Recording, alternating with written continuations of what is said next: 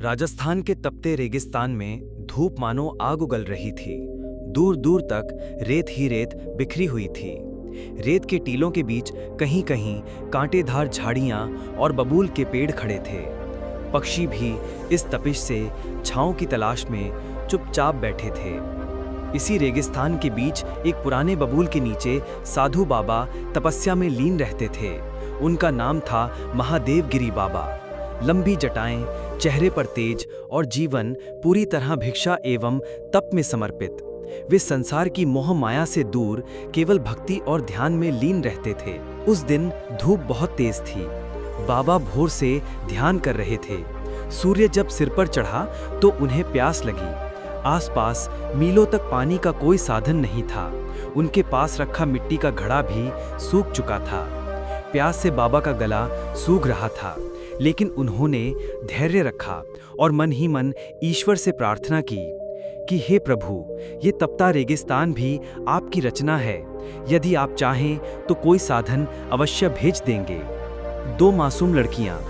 इसी बीच रेगिस्तान के एक किनारे बसे छोटे गांव से दो कुंवारी लड़कियां उधर निकली। उनके नाम थे गंगा और ज्योति। दोनों लगभग 15-16 साल की थीं, भोली भाली, मासूम और सरल।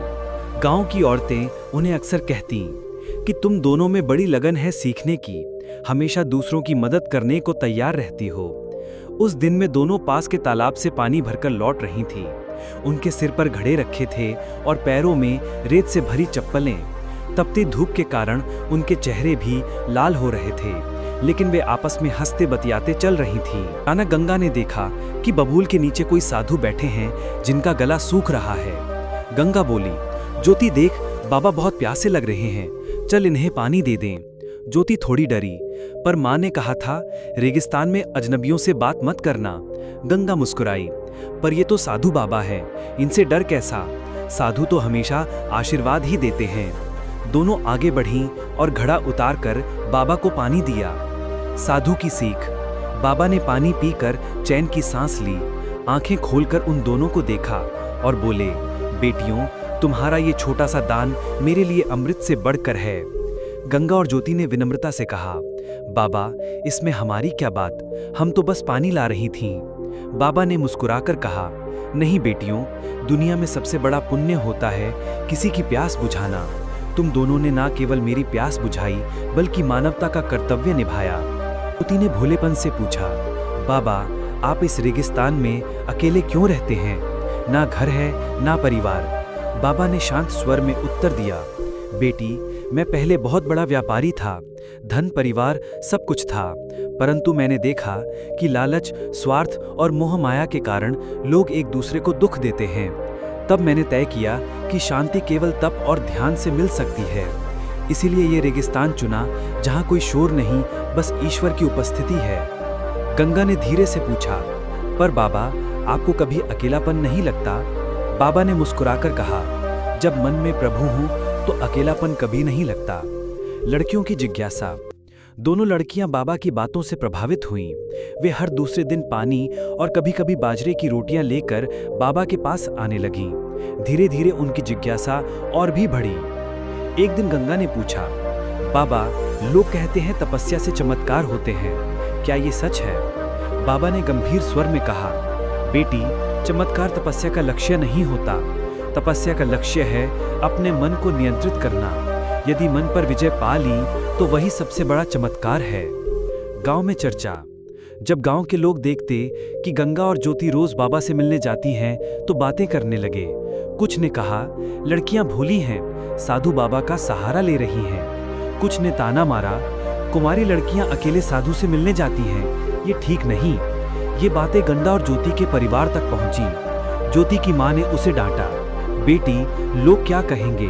साधु बाबा चाहे कितने भी पवित्र हों, दुनिया तो शक ही करेगी। पर दोनों लड़कियां जिद पर अड़ गईं। माँ, बाबा हमें अच्छी बातें सिखाते हैं, वे हमें कभी गलत राह नहीं दिखा सकते।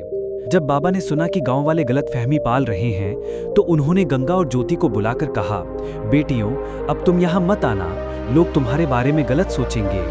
गंगा की आंखों में आंसू भर आए। बाबा, हम तो बस आपकी बातें सुनने आते थे, क्या सच में लोग गलत समझेंगे?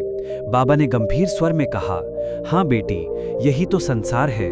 अच्छे कार्य में भी लोग बुराई ढूंढते हैं, लेकिन तुम्हें निराश नहीं होना चाहिए। जो ज्ञान मैंने दिया है वही आगे चलकर तुम्हारे जीवन का मार्गदर्शन करेगा। विदा लेते समय बाबा ने दोनों को आशीर्वाद दिया। गंगा, तुझमें सेवा की भावना है, तू जीवन में लोगों की मदद करेगी। ज्योति, तुझमें जिज्ञासा है, तो ज्ञान प्राप्त कर दूसरों को सिखाएगी। याद रखना बेटियों, प्यास केवल पानी से नहीं बुझती, बल्कि प्रेम, सेवा और ज्ञान से भी शांत की जा सकती है। लड़कियां रोते हुए गांव लौट आईं। वर्षों बाद समय बीत गया। गंगा बड़ी होकर गांव की औरतों के लिए प्रेरणा बनी। वह कुआं और तालाबों का निर्माण करवाने लगी ताकि किसी को प्यास से पीड़ित ना होना पड़े। ज्योति ने शिक्षा हासिल की और बच्चों को पढ़ाने लगी। वे गांव में पहली शिक्षिका बनी। दोनों अक्सर कहती कि यदि उस दिन रेगिस्तान में साधु बाबा ना मिले होते तो शायद हमें जीवन का असली अर्थ कभी न मिलता। कथा से यही शिक्षा मिलती है कि मानवता का सबसे बड़ा धर्म है दूसरों की प्यास बुझाना। सच्चा ज्ञान वही है जो हमें मोह माया से ऊपर उठकर सही मार्ग दिखाए। दुनिया में लोग कुछ भी कहें, परंतु अच्छे कर्म का प्रभाव कभी व्यर्थ नहीं जाता। प्यास केवल शरीर की नहीं होती, आत्मा और मन की प्यास भी होती है, जिसे ज्ञान और प्रेम से ही शांत किया जा सकता है।